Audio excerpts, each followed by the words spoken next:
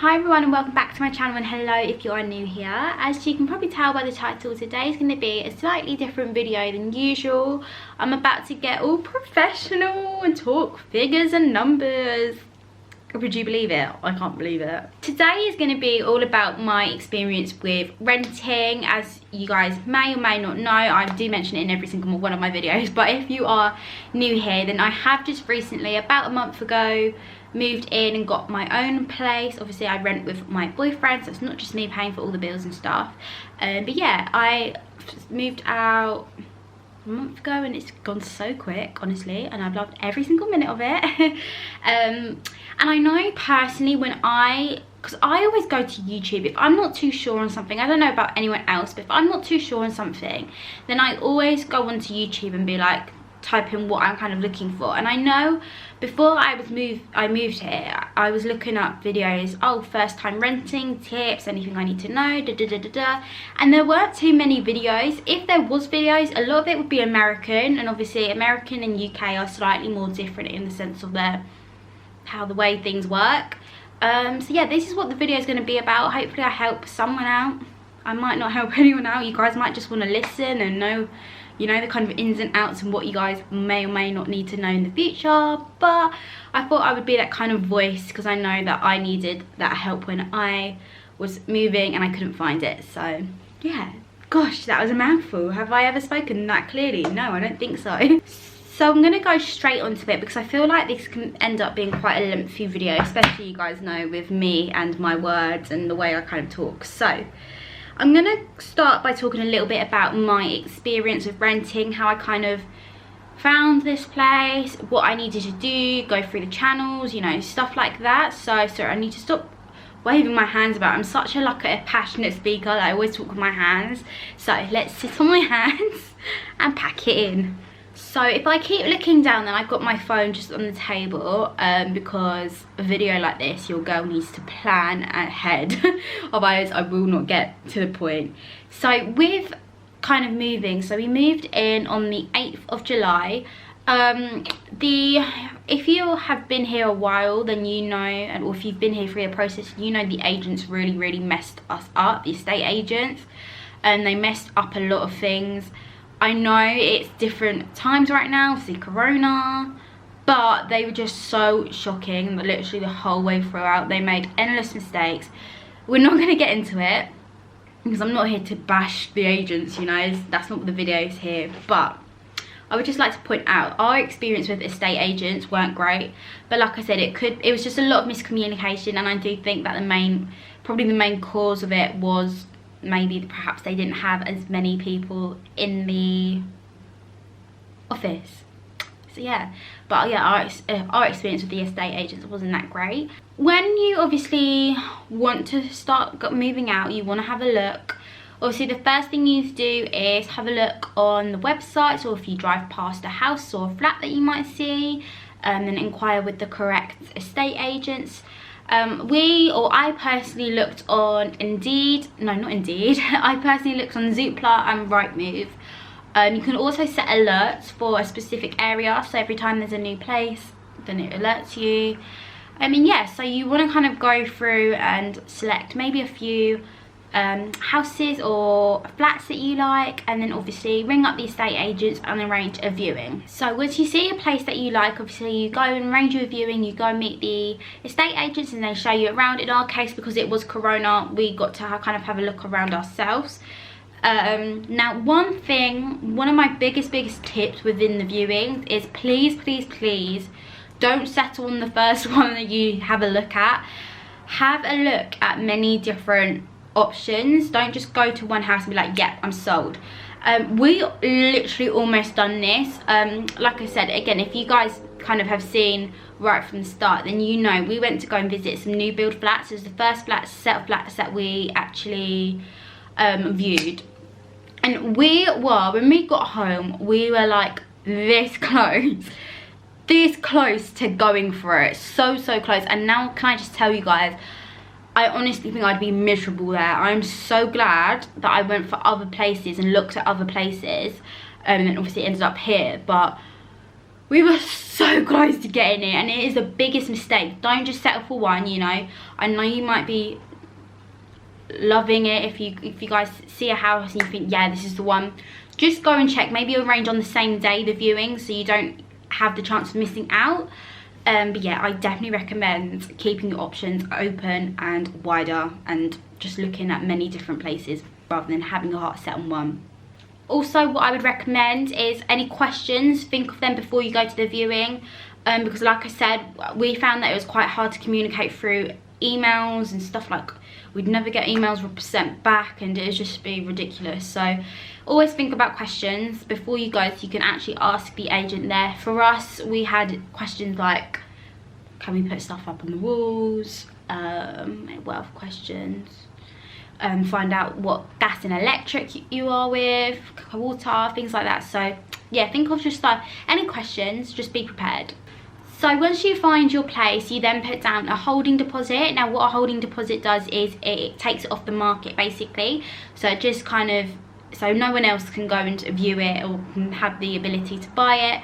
A holding deposit is 1 week's worth of rent. I would like to point out, I'm going to talk about numbers here, and I'm going to talk about how much I pay. If anyone thinks like she shouldn't be talking about like how much she pays, listen, I know some people are a bit funny about talking about money, but if I can help people, do you know what I mean? And sorry guys, I got a phone call, so I've got a bit distracted. I can't remember what I was talking about, but what I think I was saying, I know people get a little bit touchy about money, but I'm gonna sneeze.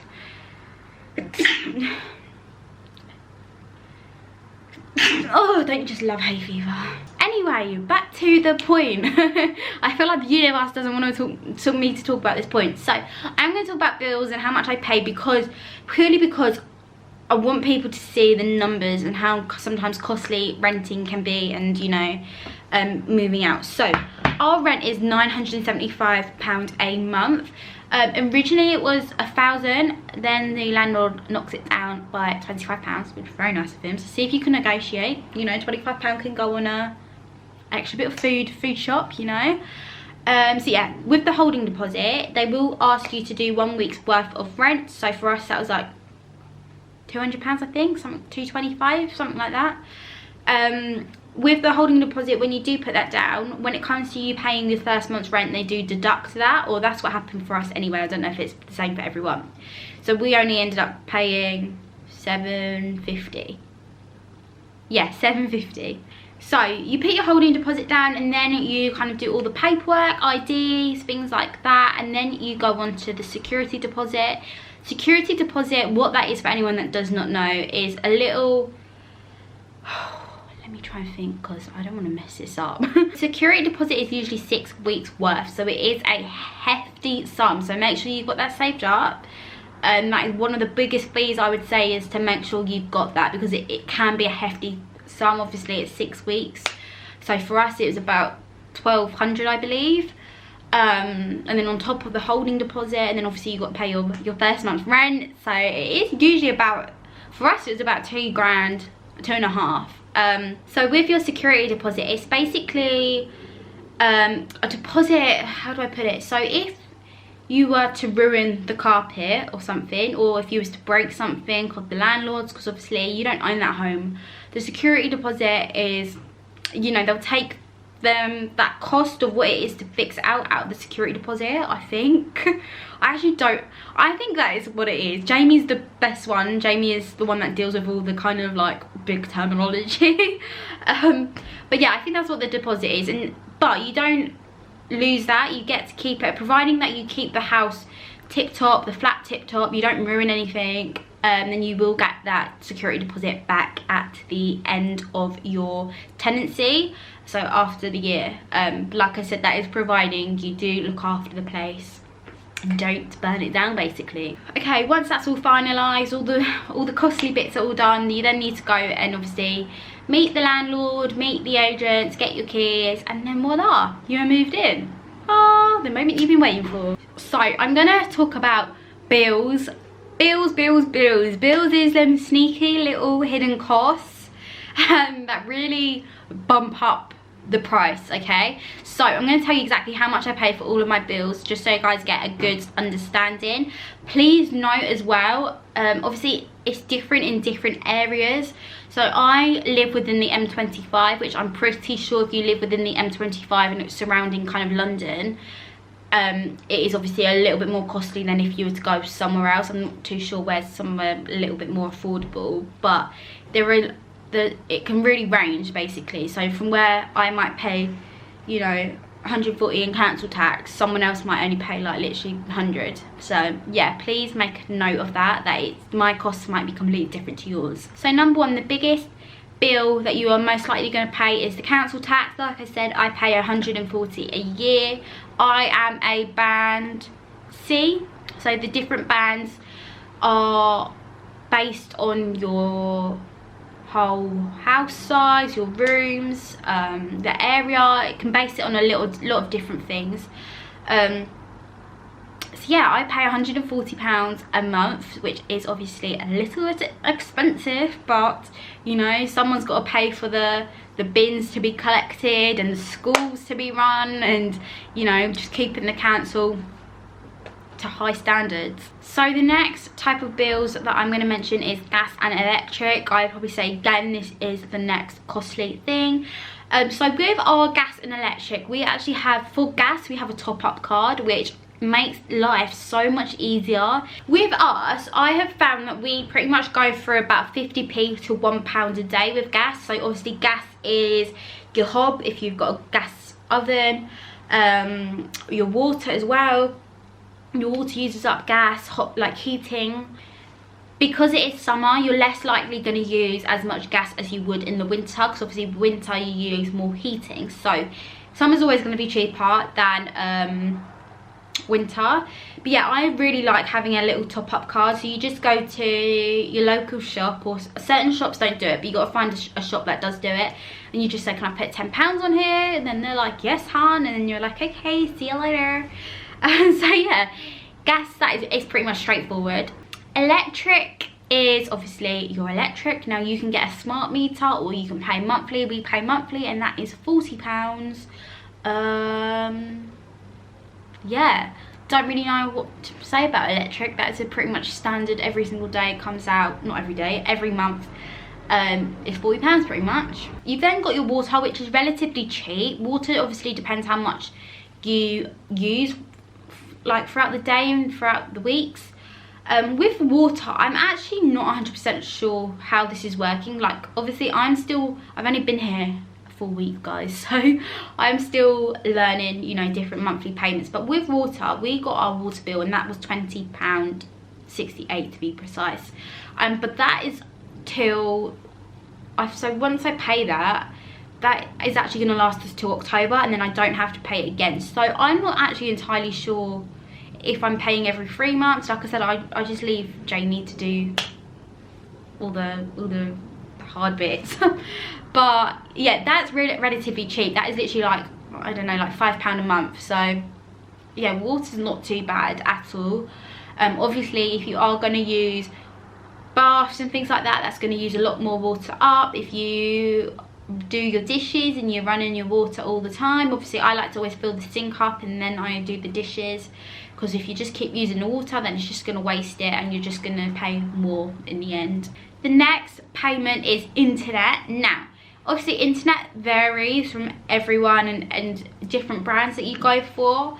They always do good deals though. I really feel like if you just look, you can always find good deals with the internet. So we pay £24 a month and that is with Virgin. So we actually got a discount because Jamie is with has a blue light discount card, and with blue lights they can get discounts elsewhere. So I think, yeah, we pay £24. So if you know someone, or if you are someone, or if you are living with someone that has a blue light card, then use that and you can get a little bit of money off, which is always good. But even before that, I mean, there's pretty much really good deals going on. The brand that I kept going on was U-Switch, I think, and it just basically compares lots of different brands so you can get a good deal. Okay, the next and last hidden cost that I would probably say is important, well, is obviously important. That is food. Food is honestly expensive, okay? And obviously it depends how many people are in your household. I am still finding the right balance on what to spend with food. I think since we've been here, I've probably spent about 200-300 on food, and that's within 4 weeks. Yeah, 200-300. One thing I didn't take into consideration is you are going to have to start from the very, very basics. So when I say basics, I mean you need to get all your spices, your ketchup, your mayo, your tea, your coffee, your sugar, your salt, your pepper, your bread, your bake, no, yeah, your bread, everything that you need with your bog standard just to make a meal. So when we went to Tesco's, that was a hefty sum because we generally needed to get like all the spices and stuff like that. Good shop to go for if there is one around you is Aldi or Lidl's. I highly recommend it if you don't have a lot of money, you know, to spend. Not even that, you know, why, I always think, why go to Waitrose when you can literally just get, you know, something just as good from Aldi for a fraction of a price, honestly. If I can insert a picture right now, I will show you guys how much food I got for £60, and it is generally lasting us about, I think, 10 days. So that's, what's that? That's 60, 120, about 180, give or take. So yeah, food is expensive, I will put it out there, but obviously it's essential. Okay, I'm now just going to go on to tips that I want to give you guys, and things that I kind of, well, I did take into consideration when I moved here, but, you know, something that I really want to kind of like exaggerate because these are very important, so listen up. Okay, so the first tip that I want to give you guys, and it's pretty much very, very straightforward, is just know your budget. Before you move in, you need to know what you're going to be able to live off after all the bills and rent come out, because honestly it is expensive. It is expensive. If you can get as lower rent as possible, then that would be ideal. I kid you not, guys, we originally were going to go for £7.50 a month, but I found this place and I absolutely fell in love with it, so I had to give up that extra £225. But it's still like a comfortable, it still leaves me living comfortably, if that makes sense. I'm not out of pocket by the end of the month, by the end of all the bills go out. Obviously you need to be able to, once all the bills go out of your account and things like that, and you pay for all of, you know, the rent and everything like that, you need to ask yourself, are you going to have enough money to save after that? I don't know about you, but I always make sure I'm putting money into my account after, money into my savings account after all the bills come out. So you need to ask yourself, are you going to be able to save? Are you going to be able to pay off any credit cards that you may need to pay off? What's another one? Are you going to have enough money once all the bills come out if you want to go out and have a good time? Because that is one thing that I, you know, didn't want. I didn't want to be able to have to say to my friends, no, sorry, I can't come out because I have no money, you know. But obviously, please take into consideration that you probably will have to give up a few, you know, going out every single day, because it is, obviously, that's very costly. But for me, luckily, I don't smoke, I don't drink. I don't go out every single day. I don't go out every single weekend. I don't really have anything that I have my money going out elsewhere, if that makes sense. So I'm okay in the sense that if my friends ask me tomorrow, oh, hey, do you want to meet and get some lunch? And I'll be happy to go, yes. So that's what I'm trying to say. If you guys have enough money after all the bills come out, that you guys can go out and enjoy yourself, because you don't want to have to pay out all this money and then not be able to treat yourself at the end of the day. And also just make sure you have enough money to survive at the end of the month once you get paid. There's nothing worse than, you know, living off £5 for the rest of the week and having to spare your money, and then maybe perhaps going into your overdraft, especially with all the overdraft interests and everything that's changing. Overdraft interest is so expensive nowadays. I know they've changed the law. I remember I'd go into my overdraft, I know I wouldn't get really charged, but now I think you get charged just the minute you go into your overdraft. So yeah, they're quite costly, to be fair. Second tip that I would say is make sure that whoever you're living with, you can actually live with. And the reason why I'm saying this, I've heard a lot of stories and I know a few people that have moved out with someone and they're like, oh my god, I can't deal with this person, like I wish I didn't move out with them. Like generally I've heard people and I know people that have said that. So whoever you are moving out with, make sure you generally will be able to live with them. I've pretty much lived with Jamie ever since we first got together. I was literally at his all the time. I moved in with him, so I knew, you know, we'd be able to live with each other because obviously we're used to that. So just make sure that you are going to kill each other, that you guys know who's going to do what. You know, the dishes are set, like split equally, you know, it's not just one-sided. Someone's going to do the dishes all the day and someone's going to sit on their arse all day, you know. Make sure that you know you can live with that person. Third one is shop around for the best deals. Like I said, it's kind of the same as what I was saying with viewings. Don't just go for, you know, the first one that you see. Make sure you have a look. Again, like I said, Uswitch is a really good brand if you want to compare deals with gas and electric and things like that. So always make sure you shop around for the best deals. The fourth one is remembering that you don't own the home. So if you want to make any changes, then you need to ask the landlord permission first, and obviously preferably get it in writing. You guys know I've put stuff up on the walls. I didn't just go ahead and do that. I did ask the landlord if we can do that.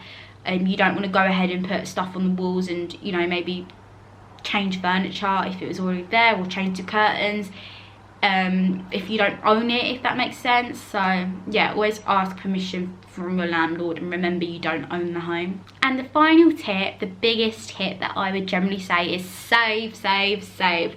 I know this is such a cliche one, but honestly probably the most important one. Make sure you have money saved up. Like I said, it's expensive. Let me do my little working out of actually how much I am, you know, generally paying. Let me have a look.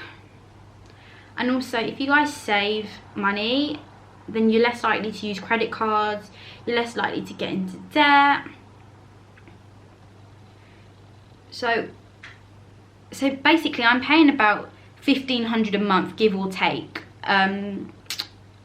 Obviously that's including kind of food and stuff like that. So yeah, I'm paying about, not just me, obviously I'm splitting it with Jamie, but it is about $1,500 a month. And the rent was $975, so that's an extra, you know, $500 bills and food wise. So please take that into consideration, because it's not cheap. It's not cheap.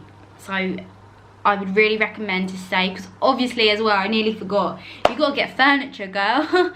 You got to get furniture. So save, save, save, so you don't have to go out of pocket, you know, and make sure you are moving out smart and wisely. Yeah. Okay everyone, that is my video done and dusted. I hope I have helped at least one person out, or if you just kind of, you know, wanted to watch this video for the fun of it, then I hope you enjoyed. Yeah, I think I've covered everything. I know this might be quite a long video, but I just generally wanted to go into much detail as possible.